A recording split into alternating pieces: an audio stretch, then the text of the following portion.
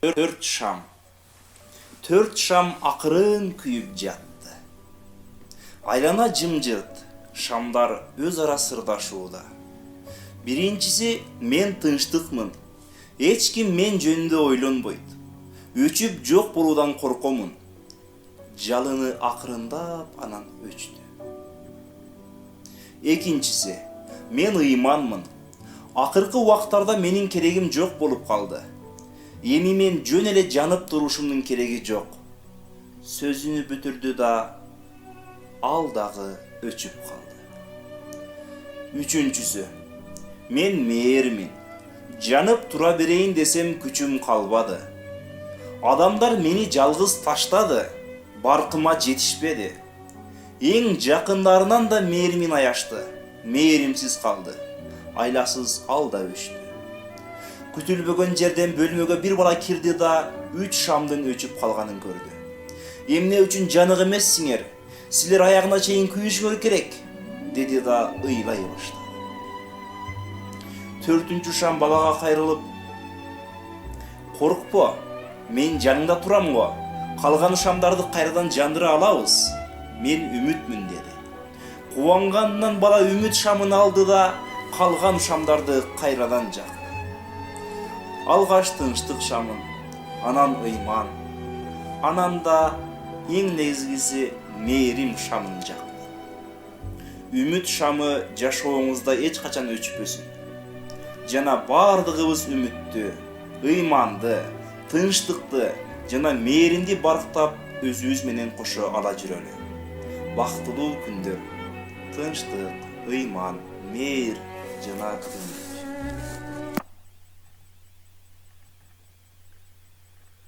Саламатсыздар, урматтуу окуучулар. Бүгүнкү информатика сабагыбызды баштайбыз. Бүгүнкү темабыз шартты текшерүү операторлору. Сабактын максаттары: окуучулар жаңы тема боюнча түшүнүп, маалыматтарды алышат. Шартты текшерүү операторлору тууралуу түшүнүк алуу менен бирге эс тутумдарын, логикалык ой жүгүртүүсүн жогорулатууга калыптанышат. Мекенди сүйүүгө, патриоттуулукка, гумандуулукка тарбияланышат. Жаңы тема: шартты текшерүү оператору. Буга чейинки каралган мисалдарда операторлор биринин артына экинчиси удаалаш аткарылган сызыктуу программаларды жазууга мүмкүндүк берген. Алардын аткарылышы киргизилген маалыматка көз каранды эмес. Көпчүлүк маселелерде кандай маалыматтар кирип түшкөнүнө жараша аракеттердин ирети бир аз өзгөрүшү мүмкүн. Эгерде аракеттин эки вариантынан бирин тандаш керек болсо, анда алар шарттуу операторлор менен ишке ашат. Негизги сөздүктөр: if мааниси эгер, else мааниси антпесе, elif мааниси антпесе эгер. If шарттуу оператору биринчиден шартты текшерет жана андан кийин гана аркы нускама боюнча аткарууну же аткарбоо чечимин кабыл алат. Эгерде if операторунан кийин жазылган шарт туура, чындык болсо, анда кийинки else шарттуу операторуна чейинки бардык командалар аткарылат. Эгерде if операторунан кийин жазылган шарт туура эмес, жалган болсо, анда түз эле else операторунан кийинки командалар аткарылат. Эгерде бир нече окшош шарттарды киргизүү керек болсо, андан кийин нускамалар блогу кеткен кошумча elif блогун колдонсо болот. Elif бул else жана if операторлорунун кыскартылганы. Эсиңерде туткула, Python программалоо тилинде шарттуу операторлуу нускамалардын баш сөзүнүн аягына сөзсүз кош чекит коюлат. Шарттын кийинки нускамалары жаңы саптан оңга бир аз жылдыруу менен жазылат. Мисалы, 2 сандын чоңун табуучу программа түзгүлө. Биринчи кезекте маселенин логикасын чечмелеп алабыз.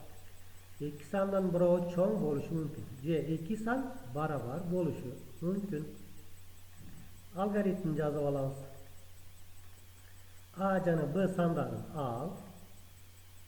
Egerde A çoğ B şart atkarılsa çoğ san A bolat. Egerde A kichine B şart atkarılsa çoğ san B bolat. Bu şartlar atkarılmasa 2 san barabar bolat. Algoritm yazıp aldık. Endi şu algoritm boyunca Python programmalao tilinde programmasını yazalım. A int input koşa içinde yazılıp birinci sandı kirit. B int input ikinci sandı kirit. If A çoğ B. Şu yerine köngül burabız. If şartı koyulgandan keyin akırında koş çekit koyuldu. Keyingi sat biraz oňa jildiruw menen yazıldı. Print çoğ san A. Elif A kichine B print çoğ san B. Else print barabar. Programmanın manysını düşündüre keteyim. Birinci int bu anık sanlar bulup birinci sandı kirit. Kirit uç operatörünü birinci sandı kiritteriz. B ikinci sandı kiritteriz. Bir de eğer A çoğ B bolsa onda çoğ san A da çıkarat. Elif ant dese A kichine B çoğ san B de çıkarat. Else ikov barabar dep çıkarat. Programmanı kompüterge kiritgandan keyin surov belgisi çıkat. Birinci san kiritteriz. İkinci san kiritsek bizge qaysi biri çoğ ekenligini aniqlab beradi. Programmani defterge yazıp alasız. Endi bışıqtao üçün dagı masele. Kvadratlık tenglemenin tamirlarini esepte tavuvchi programmanın tuzguni. Algoritm tuzup alamiz.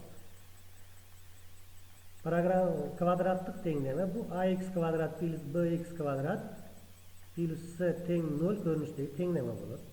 A, B, c'larga san 1. Diskriminantda d teng b kvadrat minus 4ac formulanın çeçimini tap. Eğer diskriminant 0'dan çoğ je barabar bolsa tenglemenin tamirin tömenki formulanın tap. Ant ese tenglemenin çeçimi yok. Anın programmasını tuzup üçün Math bibliotekasını aktivleştirip aluu zarur bolar. Sebebi tamir içindeki sandardı çıkarуу üçün matematikalik kod gerek bolar. Programması import math modunun aktivleştirip aldık. A input A, B input B, C input C. Diskriminant esepteybiz. B kvadrat minus 4ac. If diskriminant 0'dan çoğ je barabar bolsa anda x1 tamirini tabamiz. x2'nin tamirini tabamiz. Alardı çıkararız. Print x1, print x2. Ant ese print çeçim yok. Kvadratlık tenglemenin tamirini tabuvchi programmanın Python tilinde yazılışı. Endi sizge tapşırma. Berilgen uç turduğu sanlardan en çoğunu tavuvchi programma tuzgular. Programmanın defterine tuzup maga jönötküle men tekşirip bahasını koyarım. Köngül burganыңızdan üçün çoğun rahmat. Salamatda kalgılar.